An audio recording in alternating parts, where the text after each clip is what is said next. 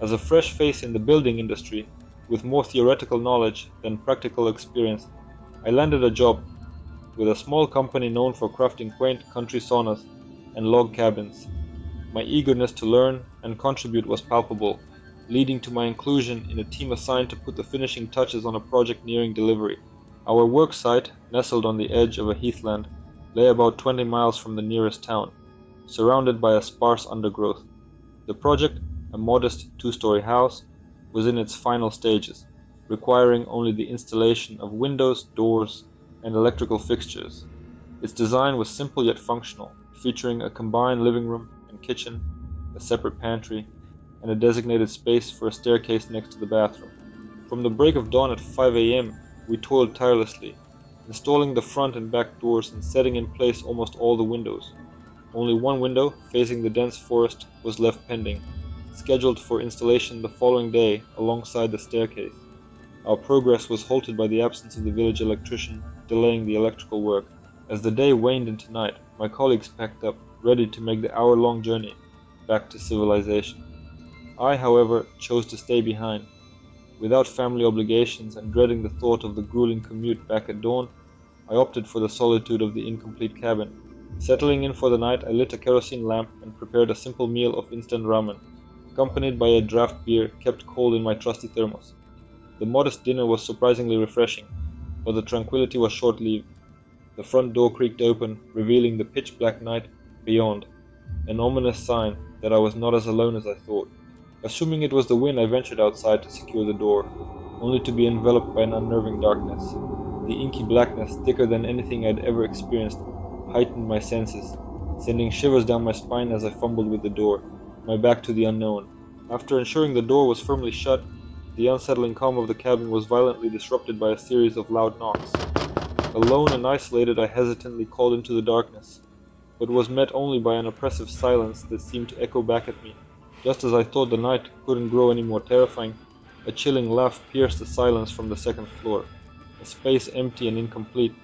This wasn't just any laugh, it was imbued with a sinister delight, as though it relished in my growing fear. The sound seemed to seep through the floorboards, enveloping me in a cold embrace that sent shivers down my spine. Accompanying the laugh was a sudden drop in temperature, a cold so penetrating it felt as though it was leaching the warmth straight from my bones. The air around me thickened, charged with an unspoken menace that loomed just out of sight. It was as if the darkness itself had come alive, whispering secrets and threats in a language of fear and shadows. Frozen in place, I could feel the hairs on the back of my neck stand on end, a primal warning against the unseen danger lurking above. The mocking cadence of the laughter echoed in the hollow spaces of the cabin, a haunting reminder of my vulnerability in this isolated place. Overwhelmed by fear, I blacked out, awakening hours later to find traces of the outside world within the cabin. In a panic, I bolted toward the door, the echo of my own heartbeats thundering in my ears. But the cabin, once a place of work and laughter, now seemed to close in on me, its very walls whispering threats. Each step was heavy, as if the darkness itself had become a tangible force trying to drag me back. As I reached for the door, the air turned icy, and a sudden gust of wind seemed to carry voices, murmurs that spoke in tongues I couldn't understand, urging me to stay. Ignoring the dread that clawed at my insides, I flung the door open and ran into the engulfing night. The path, familiar by day, had transformed into a labyrinth of shadows. Branches reached out like skeletal fingers, snagging at my clothes, urging me to look back, but I dared not. The fear of what might be lurking just beyond my field of vision propelled me forward. The night air was filled with the rustling of leaves, a sound that now seemed like whooshed laughter tracking my every step.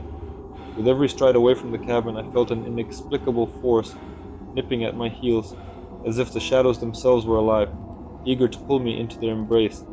The sensation of ghostly fingers grazing my skin turned my desperate run into a frenzied escape from unseen pursuers, their whispers a chilling reminder that I was not alone in the darkness. As dawn broke, my sprint for freedom ended abruptly when I encountered my colleagues. Their shocked expressions mirrored my inner turmoil. Their questions about my sudden change in appearance, my hair now shockingly grey, left unanswered as I broke down in tears. The experience, though harrowing, did not deter me from my job. I continued to work with the company, albeit with a newfound rule for myself: never to stay behind alone. The events of that night remain etched in my memory, a chilling reminder of the unseen forces that lurk in the shadows of our world. Thanks for watching. Don't forget to give us likes and comments,